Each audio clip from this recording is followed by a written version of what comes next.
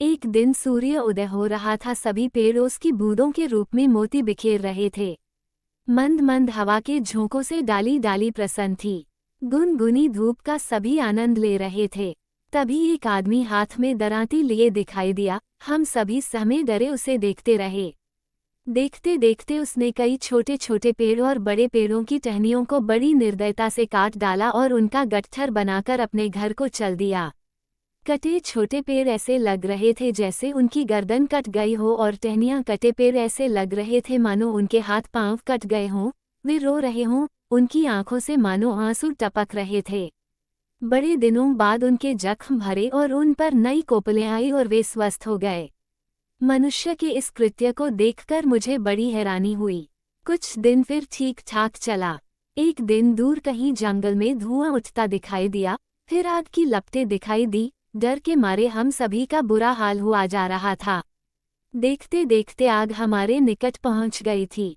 तेज हवा चल रही थी, मानो उसको हम पर तरस आ रहा था और वह आग को बुझाना चाहती थी, पर हवा से क्या आग बुझती है। वह और तेज हो गई। इतने में इंद्र देव की कृपा हुई और बादल बरस पड़े। आग मुझ तक पहुंचती कि वह बुझ गई और मैं मौत के मुंह से बच गया।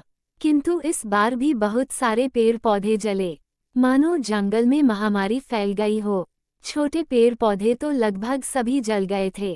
कुछ बड़े पेड़ बच गए थे, वो भी बुरी तरह झुलस गए थे।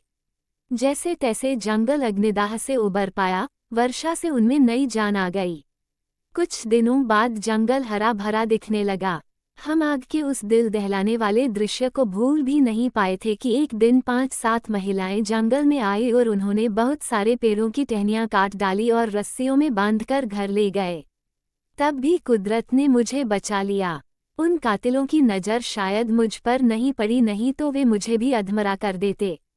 मनुष्य के द्वारा किए गए प्राण लेवा हमने से बचे सारे पेड़ पौधे दुबले पतले और बीमार जैसे दिखने लगे थे। किंतु बसंत आते आते उनमें नई बहार आ गई थी। पुराने जख्मों को भुला सभी आगे बढ़ने लगे। फिर एक वाकया और घटित हुआ।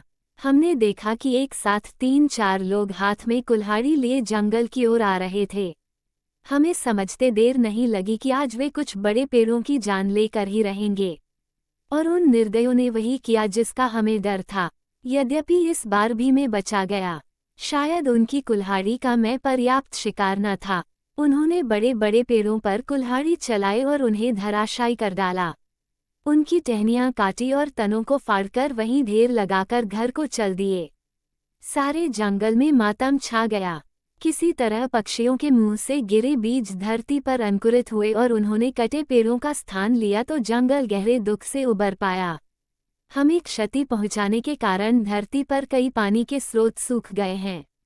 वर्षा का चक्र बिगड़ गया है। ग्लोबल वार्मिंग का दंश भी मनुष्य झेल रहा है। वायुमंडल में भी कई दूषित व हानिकारक गैसें पहुंच चुकी हैं। मनुष्य को सांस लेना दूभर हो रहा है। कई खतरनाक बीमारियों के शिकार हो चुके हैं वे। भूस्खलन से हर वर्ष कई हेक्टेयर भूमि नष्ट हो रही है, जिस कारण अनाज की कमी भी होने लगी है। कई जगह पर भूखे लोग जान गंवाने को विवश हैं। ग्लोबल वार्मिंग के कारण ग्लेशियर पिघल रहे हैं, जिस कारण हर साल बाढ़ में कई एकड़ जमीन तो नष्ट हो ही रही है, जान माल की हानि भी मनुष्य को उठानी पड़ रही है। यदि इसी तरह मनुष्य हमारा संहार करता रहा तो वह दिन दूर नहीं जब मनुष्य का जीना दूभर हो जाएगा। खाने को अन्न नहीं मिलेगा, पीने को पानी नहीं मिलेगा, ऑक्सीजन नहीं मिलेगी, रहने के लिए जमीन नहीं बचेगी। तब वे हमारे उपकार को याद करेंगे।